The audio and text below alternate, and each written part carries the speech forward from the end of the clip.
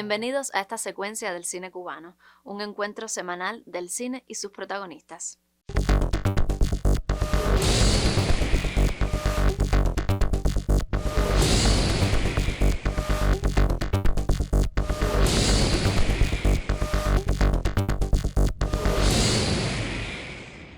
El cineasta, guionista, promotor cultural y profesor Jorge Luis Sánchez falleció en enero de 2025, legando una obra que se caracteriza por el acercamiento a lo popular. En la obra documental de Jorge Luis Sánchez es interesante esa búsqueda, por un lado, de varios temas, es decir, una de los personajes que en su mayoría son o marginados o distintos dentro de los conceptos o estereotipos de normales dentro de la sociedad. Me estoy refiriendo, por ejemplo, a un documental como Las sombras corrosivas de Fidelio Ponce, aún sobre esta figura y todo lo que significó la obra de Fidelio Ponce, o sigue significando también para la cultura cubana. Pero también está esa búsqueda en Casal. Estoy hablando primero del documental, y esto se relaciona, por supuesto, después con la obra de ficción. Y también el documental sobre el Beni. En estos casos, para poner tres ejemplos, hay la búsqueda de esos personajes que están, uno, asentados en la cultura y también en lo popular, en lo coloquial, dentro del sistema, dentro del engranaje cultural de la nación cubana. Y es también interesante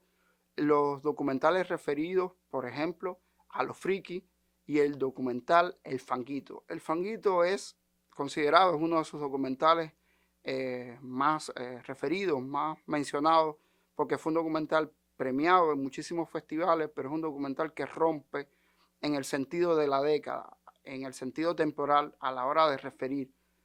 esos personajes y cómo esos personajes dentro del barrio, considerado por muchos como un barrio popular o marginal, según sea el caso, como lo querramos ver,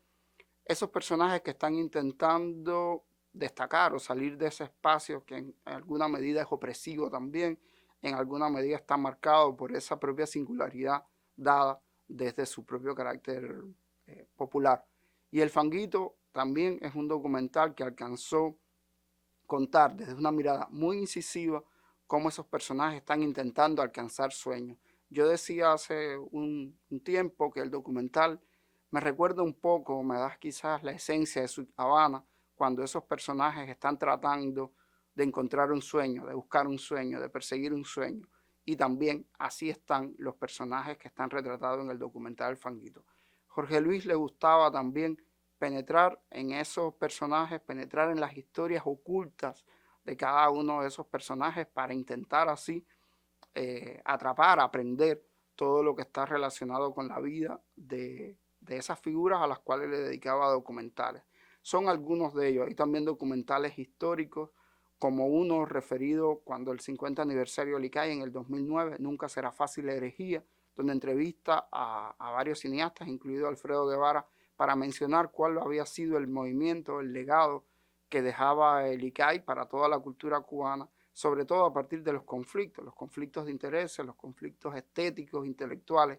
que el ICAI ha protagonizado a lo largo de estos 65 años de historia como un organismo vivo, un organismo que ha intentado sobre todo contar la historia, la cultura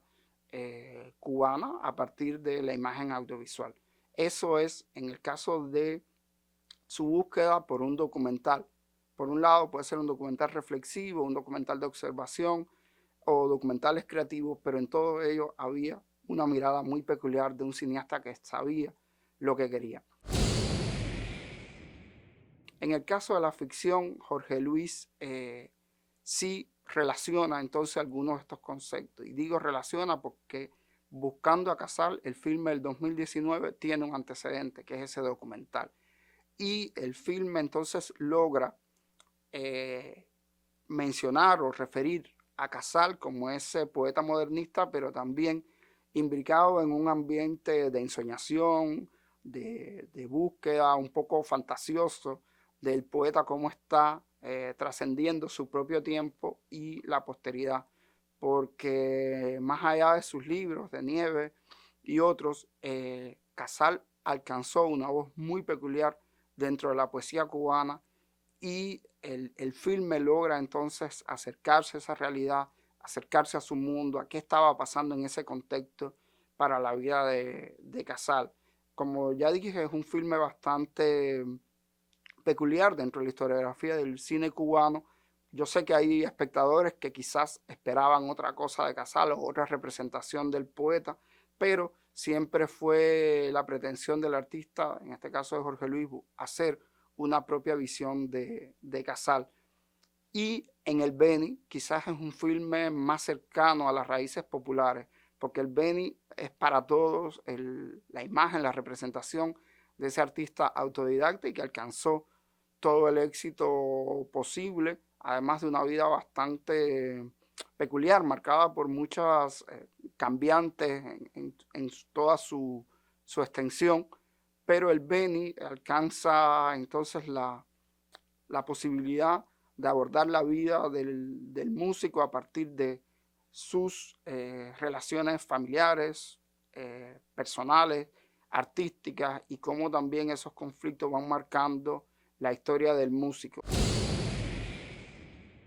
La labor de Jorge Luis Sánchez también está muy implicada a proyectos en los cuales él se vinculaba desde el punto de vista como un promotor más. Y esto no le quita para nada el valor, no le resta a lo que estaba concibiendo. Estoy pensando, por ejemplo, en su participación como fundador del Movimiento de Cineclubes de Cuba, en el cual también gestó importante obra. Después, su vínculo, su inserción con el noticiero ICAI latinoamericano, donde fue director artístico durante 2 años de la misma y se vinculó, trabajó junto a Santiago Álvarez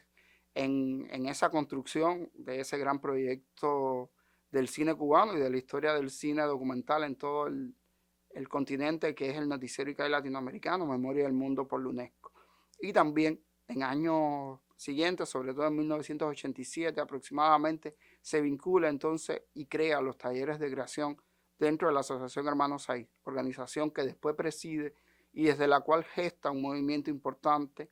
que se relaciona también con la creación de la muestra joven ICAI, de la cual presidió durante años y organizó.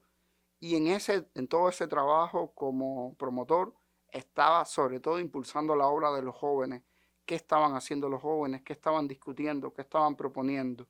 Incluso hay trabajos de él como asesoría, como guionista de otras obras de esos jóvenes artistas que se estaban entonces llegando a la creación documental. La obra de un cineasta se resignifica cada vez y es al mismo tiempo doloroso e interesante que justamente el día que se iniciaron los ensayos, la preparación, fue el día del fallecimiento de Jorge Luis.